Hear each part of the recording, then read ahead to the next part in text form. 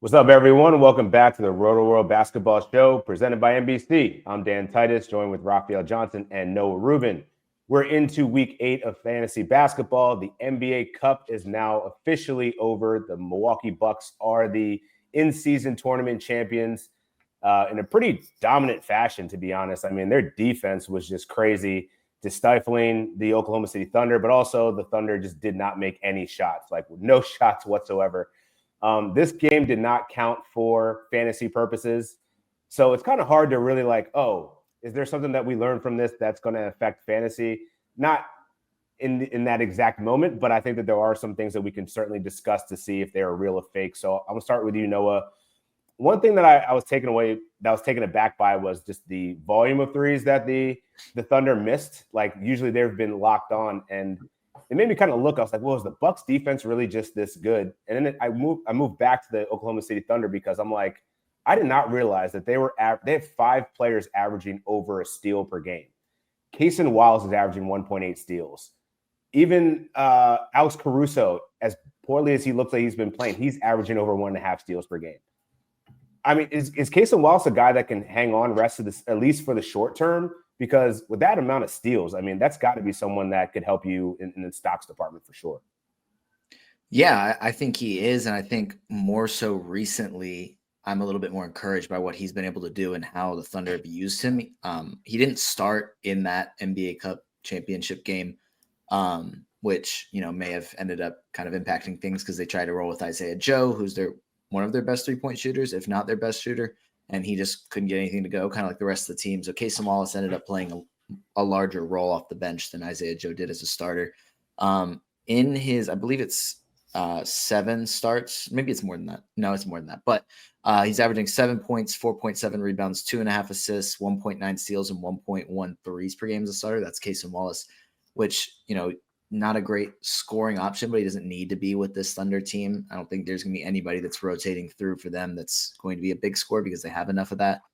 Started 6 of their last 7 games before this, and I assume that he's going to be still kind of rotating through the starting lineup, but the more, I guess, common starter for them, which I think in that scenario, yeah, he can help you in enough categories to be worth rostering. Yeah, I think we discussed them in the past in terms of that 3-headed monster in a sense. We're trying to figure out who would have the most value between he, Isaiah Joe, and Aaron Wiggins. If you're building if you don't need scoring or if you're in a punt points build, Cason Wallace is an excellent guy to have on your roster just because of all the other things that he brings to the table, as Noah said. And, he still played more minutes than either of those guys last night. So I think that's encouraging. I don't know. It's just unfortunate Isaiah Joe kind of went Final Four Shamond Williams, like one of the biggest games of the year. So I think he'll be fine. But again, like Noah said, Cason Wallace is the guy that you kind of want to target in terms of that 5th fantasy relevant guy in Oklahoma City. Yeah. Misspoke. It's actually 5 players over 1.5 steals per game for the Oklahoma City Thunder, which is they're averaging over 12 steals per game, which is 3 steals more than any other team in the league. Staying on the Thunder side for a second, I want to get your guys' thoughts on Lou Dort and his rest of season value. He's been a 5th round value for the last 2 weeks, which is substantially higher than we're expecting for Lou Dort. But, when you combine his defensive numbers, his 3-point shooting's been crazy outside of yesterday, of course. But is this somebody, Raph, that you think you can at least stream for the foreseeable future along with someone like Cason Wallace? I believe so.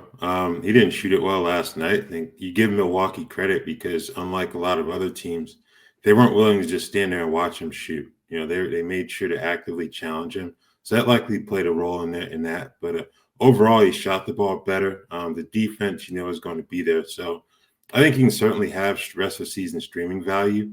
I don't know if he's going to be someone that you're going to count on consistently throughout the year, though. Yeah, definitely fair. And just want to go real quick, Noah, to the other side of the ball with the Milwaukee Bucks. Khris Middleton didn't play. Gary Trent was just a bucket off the bench. I think he's one of those guys that, if it's a favorable streaming week and you need to get a couple extra games by the Bucks, you could throw Gary Trent out there, but he's just so erratic that I don't know that you can trust him. In terms of fantasy, though, what did you take away from the Bucks side of things in terms of someone that you're either interested in or just, maybe it's just Giannis just being an MVP caliber player right now, playing the best basketball of his career? Yeah, I think, the start, to answer like kind of your first question, your first point about Khris Middleton not playing, they said they wanted to prioritize his health for the regular season. It was an illness that he was dealing with, so it wasn't like he was continuing. I mean, he still is, the ankles that he had surgery on, but him not playing, I think, I don't know, not too much of a fantasy impact there, because Gary Trent Jr. was the guy that kind of stepped up off the bench, but he didn't see extra minutes.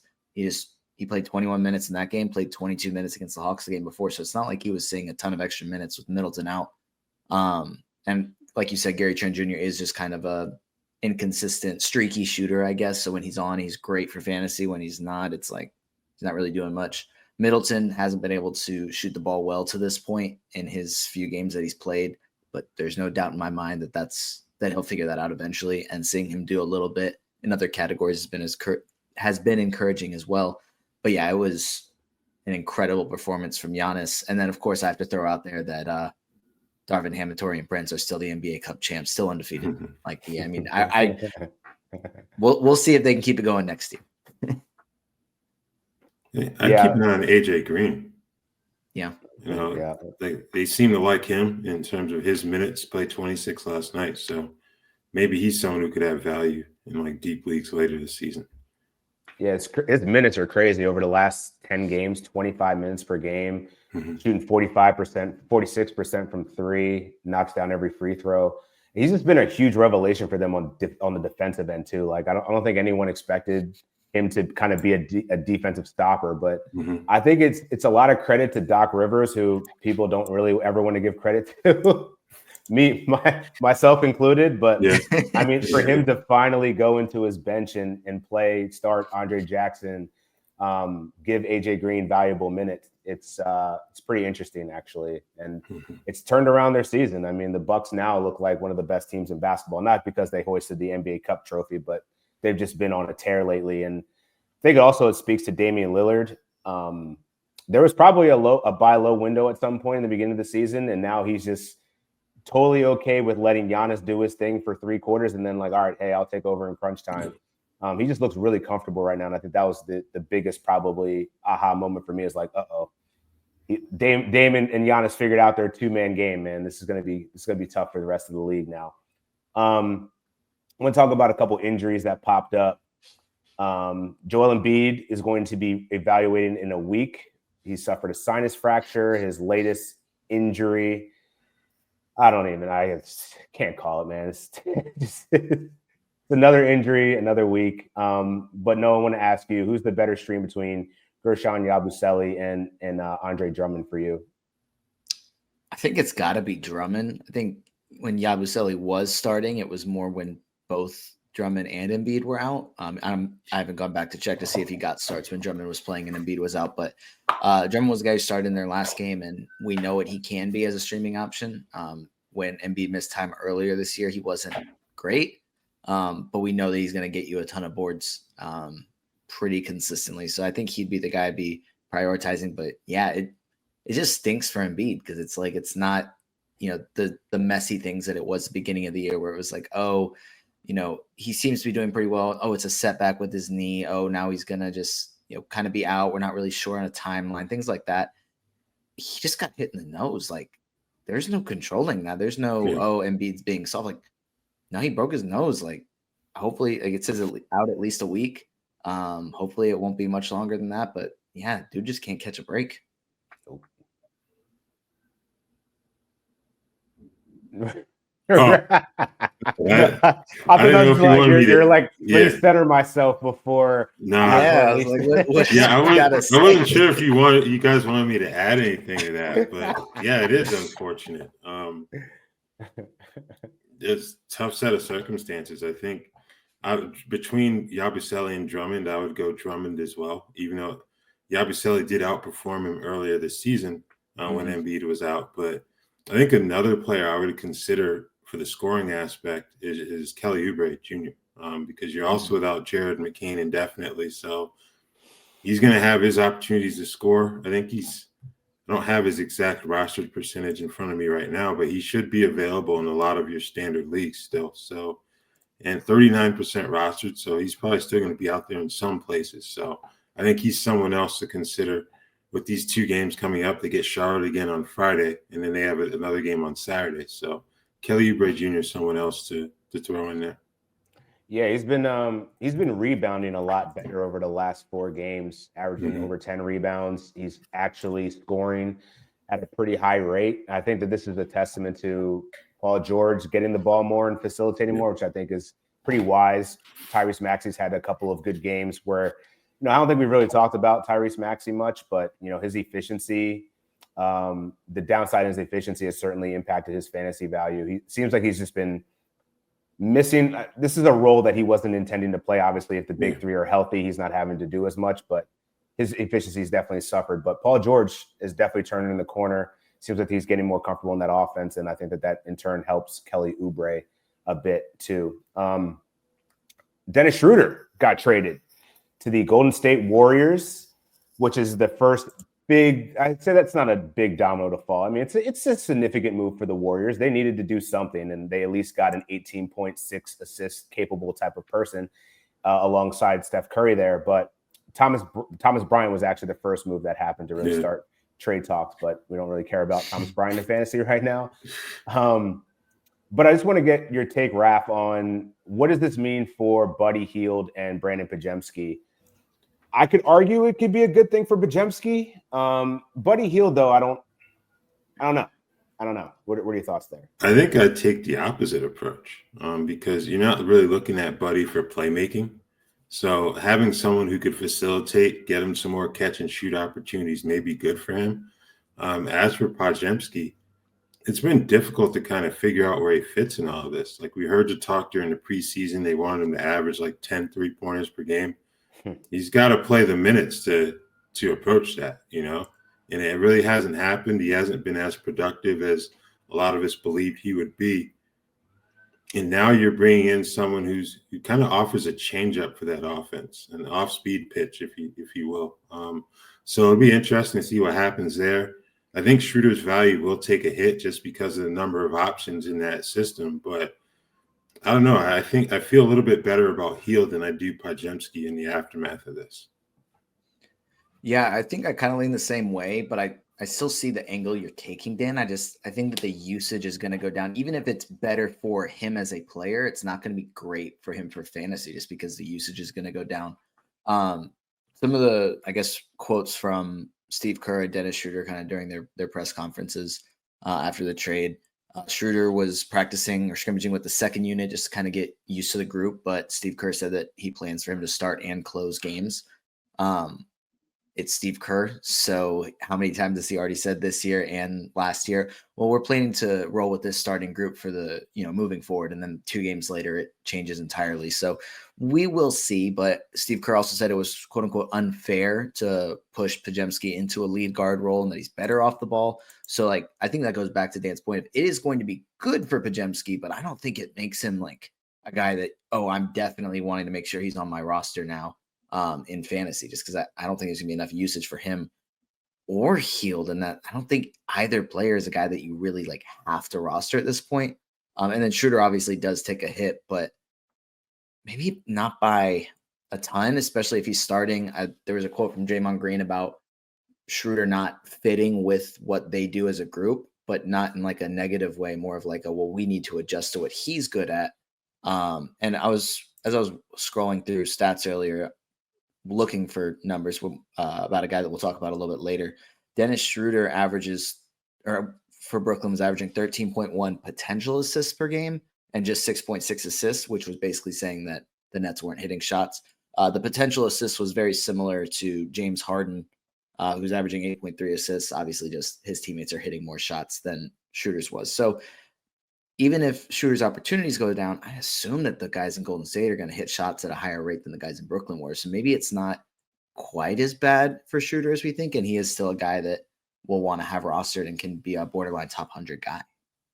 Yeah, I think that I definitely see it for Schroeder in terms of I think he already steps in as to probably be their second leading scorer, just because and the fact that he's playing with that second unit, I think that that's a huge opportunity for him to kind of be the Chris Paul, a more effective Chris Paul was, a more effective version of Chris Paul than what he was last year, which was kind of where I was leaning towards where Poeltl is. Like, his numbers were fantasy relevant when he was playing off ball. He's a good rebounder. Mm-hmm. Whereas like Buddy Hield, I'm like, all right, if he's hitting 5 threes a game, sure, that's fantasy relevant, but like, he's not going to do that every game. He started out that way because he had the minutes and he was actually hitting them. But I think he's kind of hit that rut. I'm probably leaning more towards your position, Noah, of like, I probably won't roster any of them. And when one's hot, I'll stream them for a little bit until the next guy comes on. But I do think if you have Schroder rostered, it's fine. Like, I think him playing in a more competitive environment, yeah, he did benefit from being on a tank squad, but I don't think his role is going to change too much, where I think that assists, that should still be there around 6 per game. I think he could still average 17 points per game. We'll see. I think it's going to be an adjustment period for sure initially, but I think ultimately it's a good move for the Warriors. And their rumors are they're not done yet. And so we'll see. Maybe Schroder doesn't stay there for very long. Maybe he's used to move another piece. I think that the Warriors are still in a situation where they got to figure out, is Jonathan Kuminga the dude we're going to invest in or not? And I think the jury's still kind of out on that. So we'll see. There's a lot of rumors swirling around Jimmy Butler, among others. But, some key injuries in Chicago, though. Josh Giddey left Monday night's game with an ankle injury. I got Josh Giddey in a couple spots. I picked up Lonzo Ball just because I think, hey, man, if there's one time this guy's going to get an opportunity to play, now is it. And I would assume was likely not on your waiver wire. So, Raph, are you thinking that Lonzo Ball can actually be a streamer depending on how long Josh Giddey is out? Yeah, definitely. He played a season-high 23 minutes in Toronto on Monday. Was it Monday or Sunday? I can't recall. This NBA Cup schedule's got me kind of screwed up here. But it was Monday.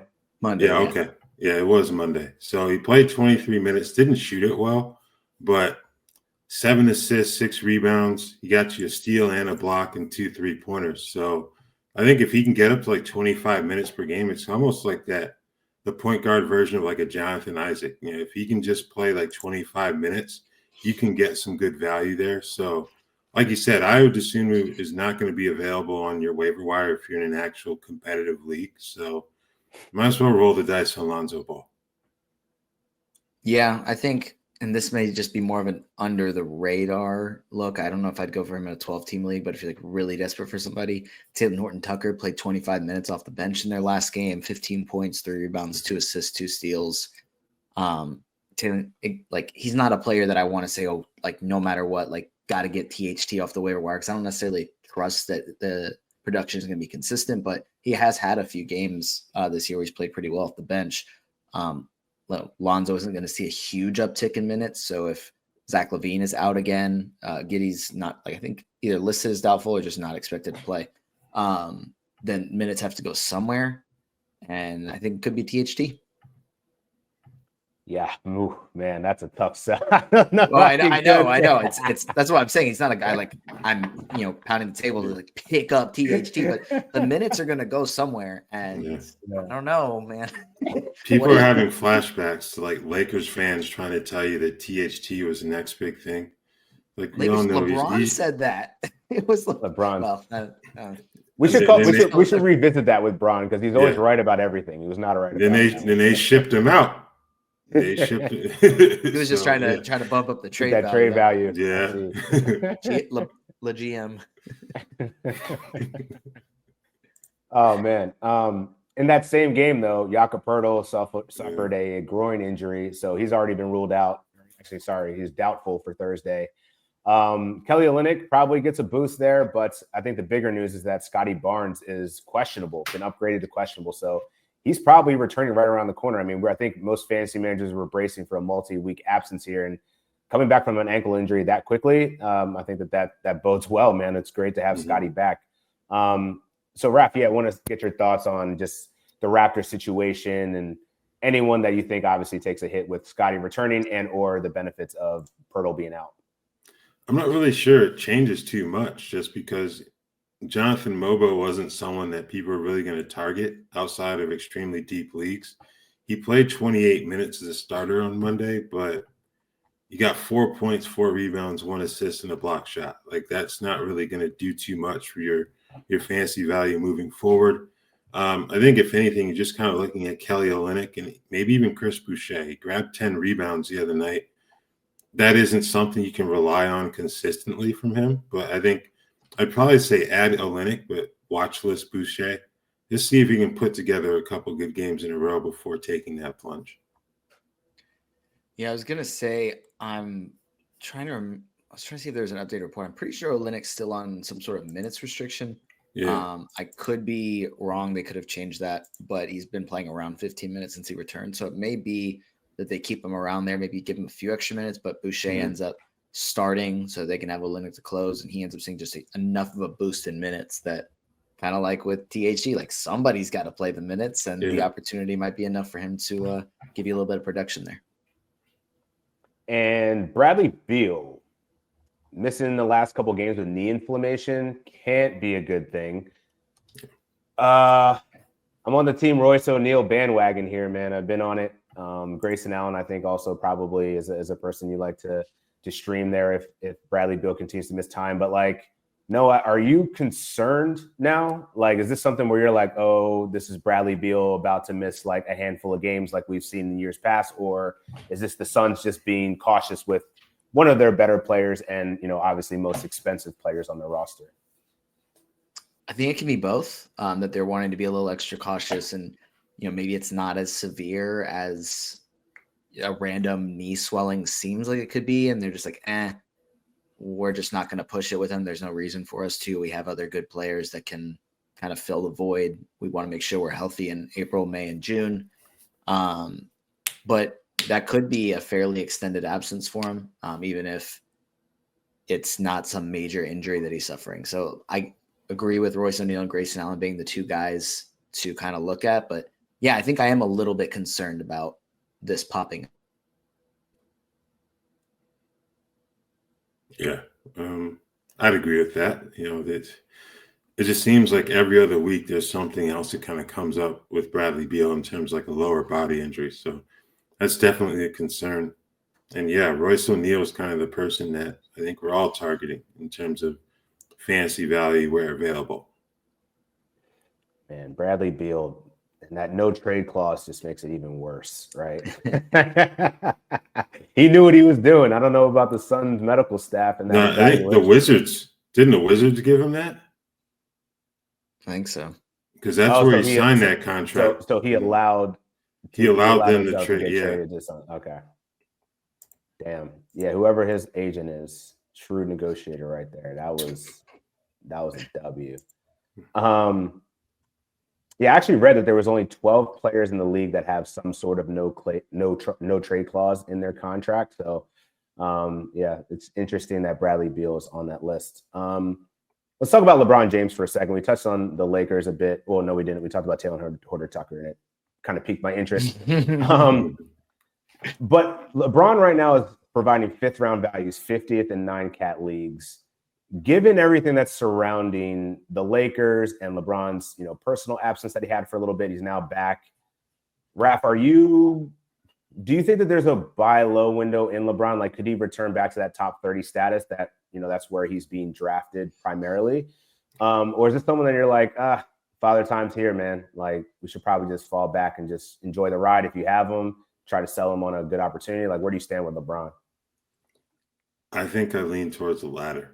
I never thought I would say this, but yeah, you're 22 and he's going to be 40 in a couple of weeks. I think I don't want to say that it's over because it clearly isn't over, but it's like I can't expect him to be like a third-round player in terms of fantasy value at this point. Between his nicks and bruises and what have you, and then the makeup of that roster overall, yeah, I don't. If you have him, I guess you kind of have to ride it out because I don't think you're going to get like third-round value in return for him in a trade. Nope. Yeah, I mean, the cop-out answer for all of it, every trade question is, well, if you can, then try and do it. Yeah. But like you're right. I don't think that that's going to be something that anybody is going to be willing to do in a trade, is to trade somebody that good for LeBron, considering what we've seen so far. How JJ Redick has used him is very different from what I was kind of expecting this season to look like for him and for the team. They haven't really reduced his minutes. They haven't really reduced his role aside from that just random 2-game absence where it was like kind of like this personal issue / injury thing that he was just kind of away from the team. Hopefully those kinds of little breaks will help his, I don't know, body and that he'll be able to kind of play a little bit better, but it just hasn't been great so far. And I'm just, there's no reason for me to think that it's going to get better as he logs more games and as he puts more minutes on his knees. Definitely been some red flags. I mean, JJ Redick said outwardly that, we're playing this guy too much. Probably going to be some breaks coming down the line. I mean, the rebounds and the assists are still the biggest opportunity for LeBron. So if you're down in those areas, I could see the argument to be made that, hey, go get LeBron. But I think it's more of the scoring. He's putting together his worst scoring season since his rookie year. True shooting percentage, this is like a bottom 5 season for him.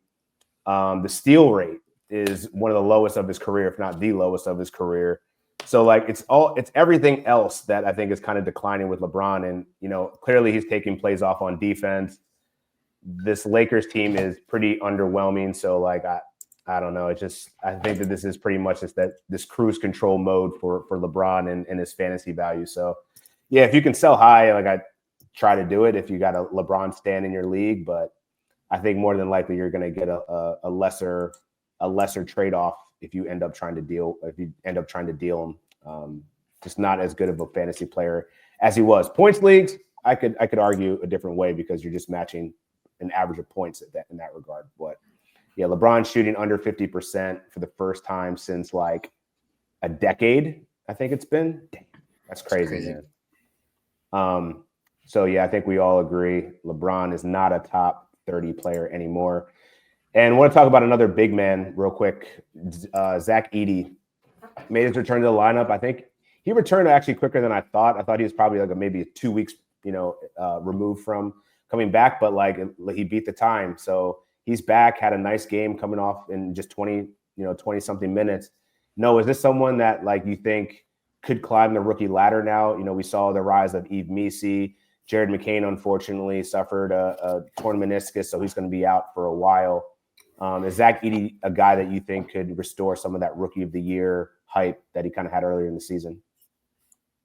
I think he can maybe restore it a little bit, but I don't think he's a guy that I would say, oh, he's probably, now that he's back healthy and he's playing really well, oh, he's going to win rookie of the year or anything like that.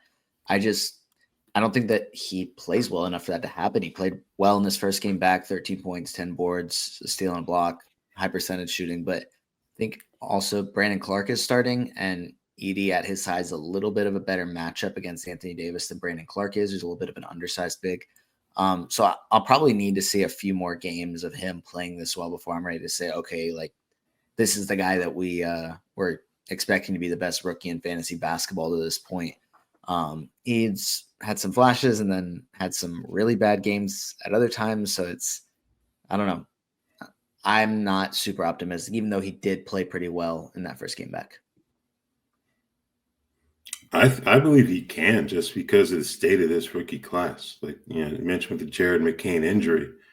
I think in terms of like the explosive eye-popping production that we tend to want to see from rookies, he's probably the only one in this class that was really providing it. Like Yves Missi has played some really good basketball, but it's not really the type of basketball that's going to jump off the page and say, all right, that guy's clearly a rookie of the year favorite. So I think for that reason, there's probably going to be room for Edey to work his way into the discussion, but it may depend, as Noah said, on Brandon Clark. He only played 13 minutes on Sunday, but that may have been more about the matchup than it was just him being ineffective. So that's certainly something to keep an eye on. I think Zach Edey can actually work his way into the rookie of the year discussion, be it fantasy or regular basketball.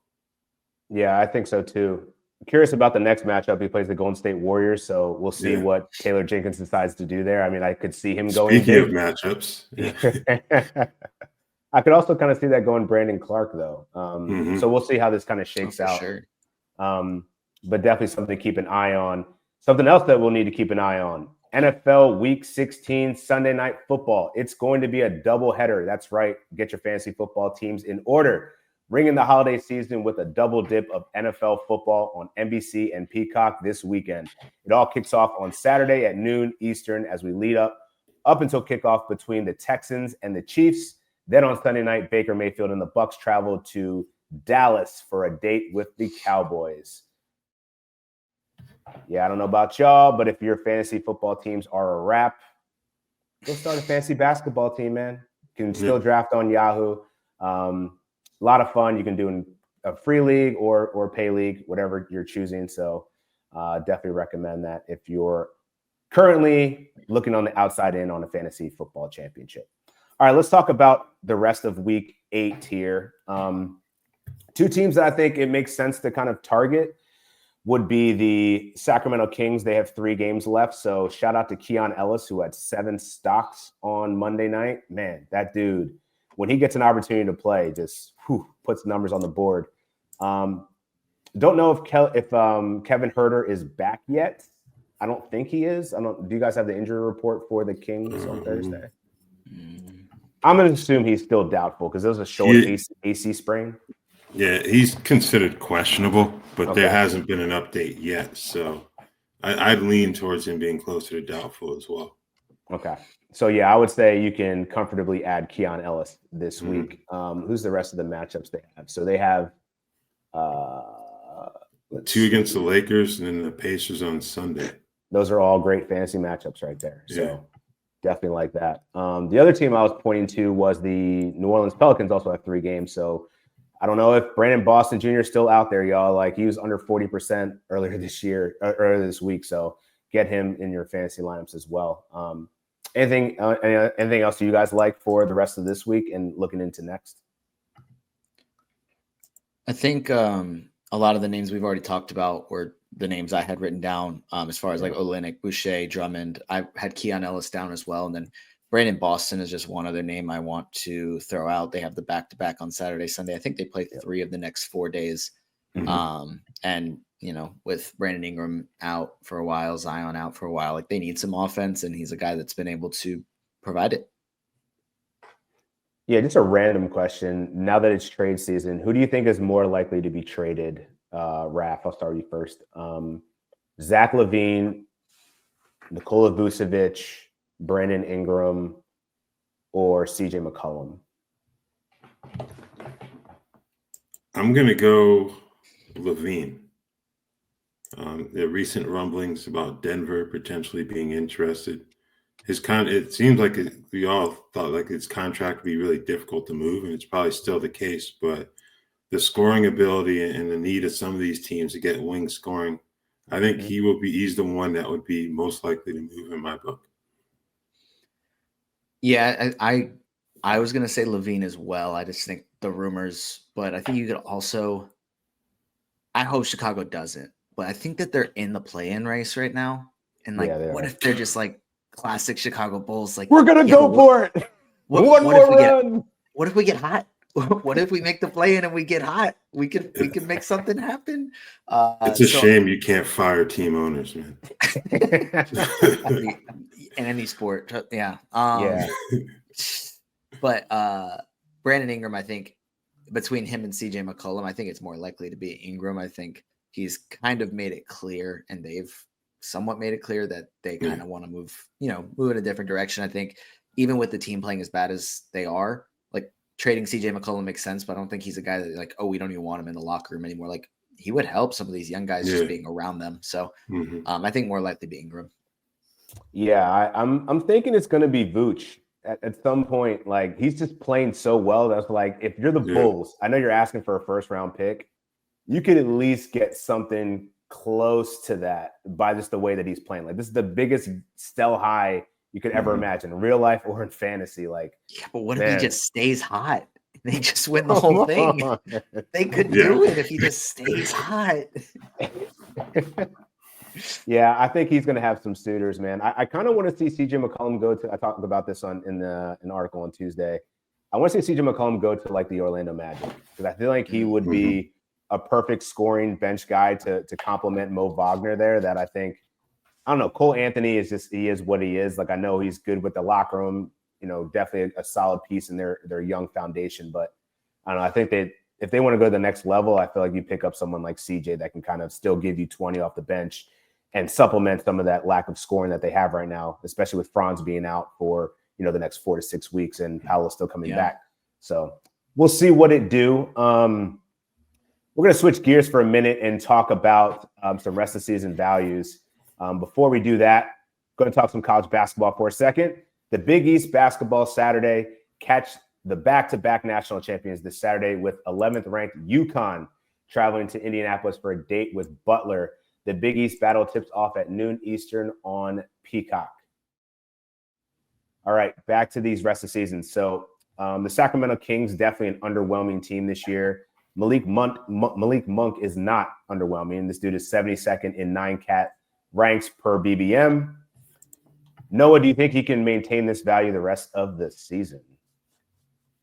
Yeah, I think I'm a little bit more optimistic than I was when we've talked about him over the last 2 weeks. He was the guy I was looking up when I was talking earlier about potential assists. He's averaging 12.1 potential assists per game. That'd be 17th in the league over the course of the full season and would be best on the team over the course of the full season. De'Aaron Fox would be second in that case.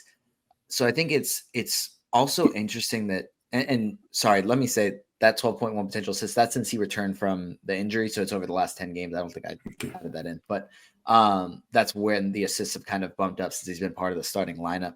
What's interesting to me is that his usage is actually down from last season. So his minutes, are going up as a starter, but his usage hasn't seen this dramatic spike because, they're missing a player. Like he's just kind of playing really well. And he's not shooting some ridiculously high percentage that it's like, oh, he'll cool off at some point. No, he's just like playing really good. So I think it is something that he can maintain and kind of be like a top 50 guy for the rest of the year. And if this is just kind of his role, for years moving forward, then yeah, Malik Monk's just going to be a really, really good fantasy player. Yeah, I'd agree with that completely. Even if one of those reserves kind of gets their act in order and becomes consistently productive, I think Monk is still in a position where the Kings are going to need this level of production from him, and he's certainly capable of providing it. So, yeah, no notes for me. I think he can easily be a top 75 player. Right now, it's what, 7th round value, 6th round value. Mm-hmm. I think that's fair just based on his role. The assists, I think, is a huge boost. You're already going to get the scoring, which is what he was. It was why he was a 6th man of the year candidate last year. So you combine the two, I think that's just a solid person you want in fantasy. Tari Eason is 53rd. I think it's been a little bit of a bumpy ride for fantasy managers. I think he's one of those guys that always tracks very well in terms of fantasy, in terms of the weights, because he gets the boost in stocks. But if you're tracking it game to game, I've seen Tari Eason fall on some 12-team waiver wire pools over the last few weeks because those minutes aren't always there. And obviously he was coming off of concussion. Raph, is this someone that you think that you can confidently hold for the rest of the season? Like you're going to go through the bumps and bruises just because per minute, this guy is a baller. Yeah, if you don't want your Tari Eason shares, I'll take them. It's really that simple. He's doing this in 23 minutes per game. And you think about it, most of that rotation has been able to stay healthy. You had a player miss a game or two here or there, but 82-game season, things can certainly change at the drop of a hat. And I think as the season progresses, his rebounding and defensive ability is going to be even more important to that team as they look to close in on a playoff spot. So I think if he can get to 25 minutes per game, I don't see any reason why he can't maintain what he's done at this point. Yeah, I think he is one of those guys that his 9-cap value is kind of inflated by the defensive numbers. And when he doesn't get them because it's kind of a volatile stat, then it doesn't look quite as good. But he's still been, he's 53rd in Basketball Monster. And I think that's, again, just going to be very dependent on his stats with the steals and blocks. But I just wanted to throw this number out there that's not directly correlating to fantasy basketball, but kind of. Basketball Index has the LeBron stat, which is luck adjusted player estimate using a box prior regularized on off, which is kind of the acronym for LeBron, which granted it's just a a really advanced stat that kind of encompasses a lot of things.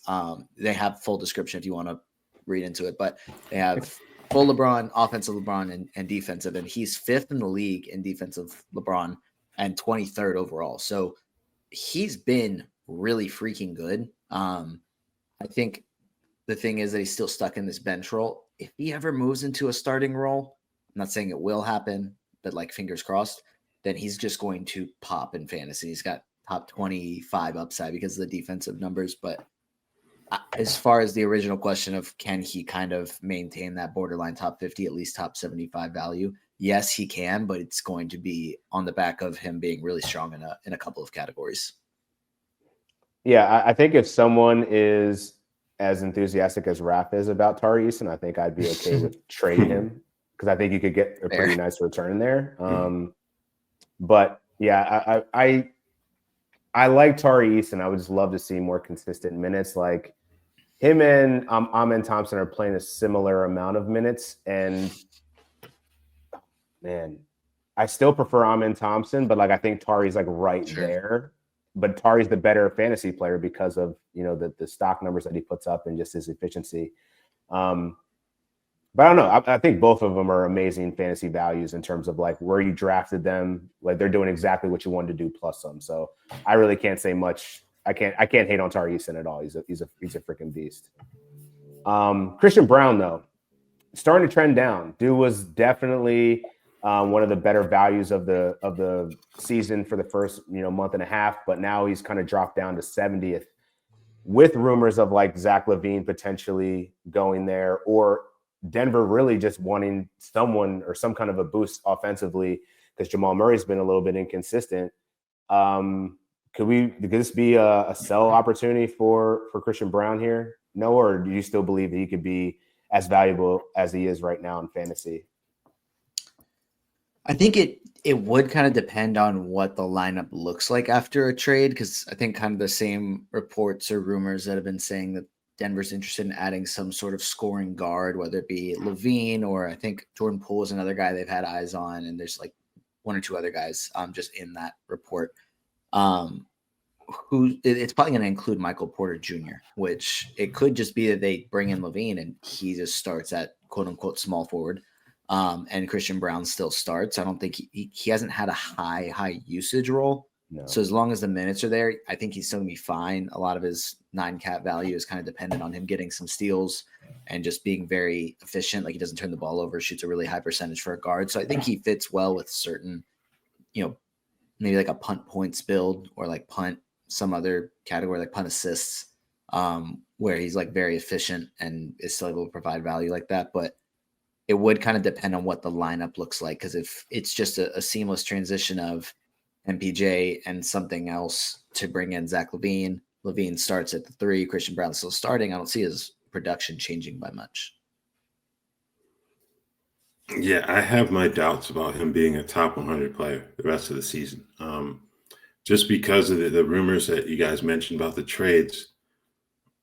They're probably gonna have to give up a lot to bring in someone like a Zach LaVine just because of the financials. And it's like, what kind of boost is Christian going to be able to get defensively to make up for a potential loss offensively? And he's not giving you a whole lot offensively as it is. What is he averaging? About 12 per game, I want to say, thereabouts. 15. But 15. Okay, so yeah, that's actually pretty good production. I stand corrected on that, but I think that could probably decrease a bit if you add a player like Zach LaVine or even a Jordan Poole. Like I think that would be an insane move for the Nuggets to make to add Jordan Poole to the roster. But somebody's going to lose out on shots, and it isn't going to be Jokic or Murray. So yeah, I don't think he'll drop too far, but I just don't know if Brown's going to be a top 100 player when we get to April. Yeah, I think the scoring is probably going to go down if anyone comes in there to, give that other scoring boost, because a lot of Brown's points are at the rim. Like he's a slasher. He's only putting up like three-point attempts a game. So he's not like a high volume guy anyway, which to me screams like if you're bringing in, if there's any threat of your usage going down or volume going down after it's already pretty low, that can't be a good thing. He's just been extremely efficient. So I think he's just shown that like he's filling the starter's role well, but like he's not a guy that you're going to rely on for, hey, we're going to go deep run in the playoffs. Like I think they understand like, hey, we need something else here. And I think he could actually be a trade chip. I mean, he's still on a rookie contract, super low. So I mean, if you're going to go big game hunting, I think maybe he's an option that you may want to consider. But they have so much depth on the wing. Like Peyton Watson barely gets any minutes. Like I'm sure he's going to be coveted by teams. So it's going to be really interesting to see if the Denver Nuggets make a move here. But yeah, if you have Christian Braun, I would be a little bit concerned at this point. What about Justin Champagnie though, of the Washington Wizards? This dude, both Champagnie brothers, actually, I think it's worth shouting both of them out because they're both fantasy relevant right now. Julian, obviously, on the Spurs is having a career year, continues to start, seeing 30-plus minutes. I think he's an underrated guy that's been a hold for a while now in fantasy as Devin Vassell continues to kind of get back into his normal routine and workload. But I want to talk about Justin Champagnie because he's been averaging 17 points, 10 rebounds, 4 stocks over the last week and some change. I mean, playing 30-plus minutes, 35-plus minutes. Raph, do you think that this has staying power here? Like what? Do we just ride this? Yeah. Is this the hottest player in fantasy right now, or how are we treating this? I have to come clean. When I planned out this episode, I meant to write down Julian. Yeah, but we can certainly talk They're about both Justin. Good though. Yeah, that's the thing. Like how many weeks have we talked about Julian, assuming that he's going to drop out of the starting lineup? He's still there. He's still there. Exactly. Still there. But in terms of Justin, I think it can have staying power. The rumors with Jordan Poole, I wonder where they are with Kyle Kuzma as well, because he's been hurt for quite a while here. And I don't know how motivated he is in terms of, playing his best basketball once he's back on a team that's 3-19. So all they have to do is move one of those big guns out. And Jonas Valanciunas I'd probably include in there, despite him being a center. And there's going to be minutes available for a guy like Justin Champagnie. I think, why not? You want to increase your lottery odds as much as you can. And he's someone that you can put out there and he's going to play well. It's not going to be there's no such thing as an obvious tank job when you only have 3 wins, but it's like you can put him out there and play him heavy minutes and you'd probably be okay. You look somewhat respectable. So I think he can sustain what he's doing. You may have like a bit of a roller coaster once some guys return, but he's one of those players I think I would have on my watch list for post-trade deadline, if anything. Yeah, I think I'm a little bit less optimistic about it. I think the post-trade deadline part is very fair because, Washington should be sellers. There could be minutes that open up, but he's been playing well with a lot of injuries in the lineup. Kyle Kuzma has been out, Corey Kispert, Keyshawn George, but Kispert and Keyshawn George are both full participants in practice today. Kuzma was a partial participant. So if those guys are back, I assume that it at least takes away minutes from Champagnie, and maybe he is, seeing 15, 20 minutes off the bench and still playing pretty well, but I just don't know if that's enough for me to, kind of roster him in fantasy.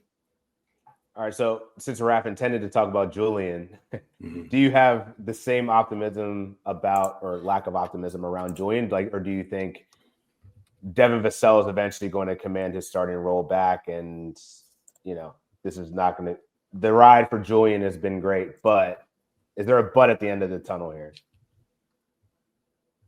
The end of the line. I guess that's a Raph question. You originally wanted to talk to him about him anyway. I kind of feel like there is, but I'm afraid to underestimate this man at this point.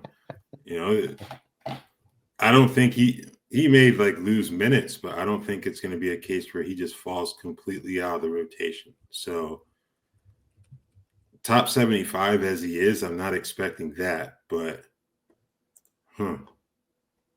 yeah, I don't want to sell that man short anymore.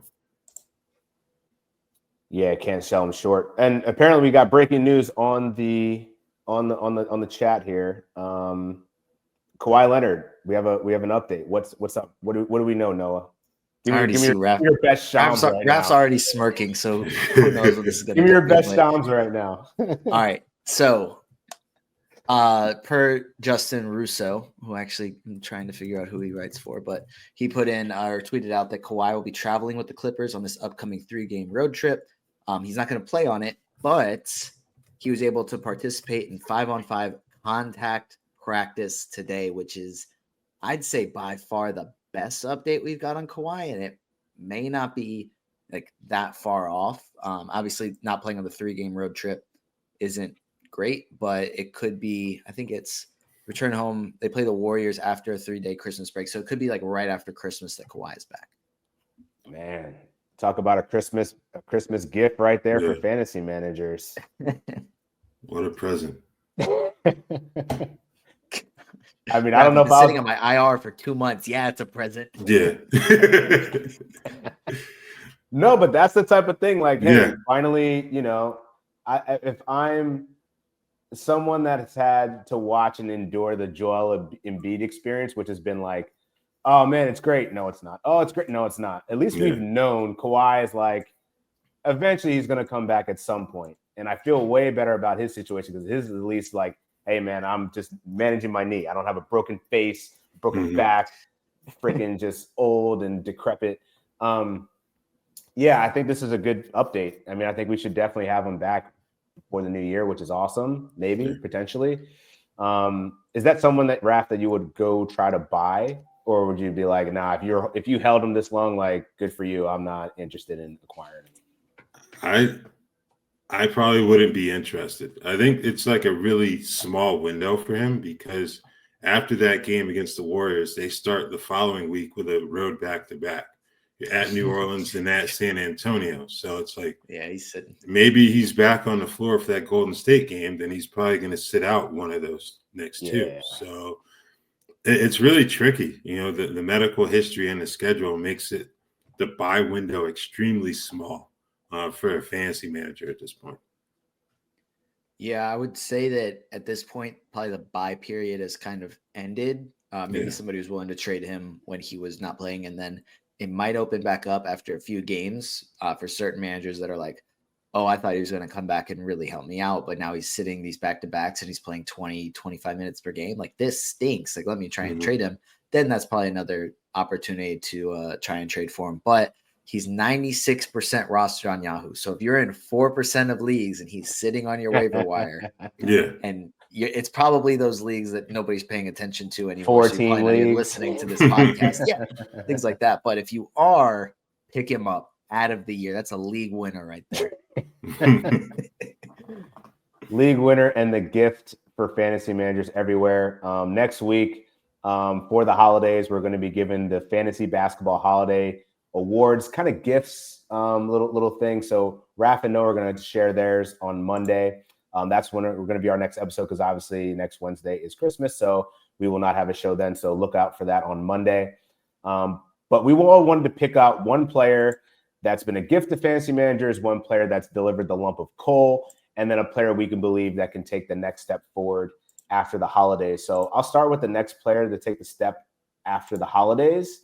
I originally had Desmond Bane listed here because he's 103rd in BBM right now. I feel like it can't get much worse for the man. He's averaging 14 points per game. The minutes are ramping up. The rebounds and the assists look good.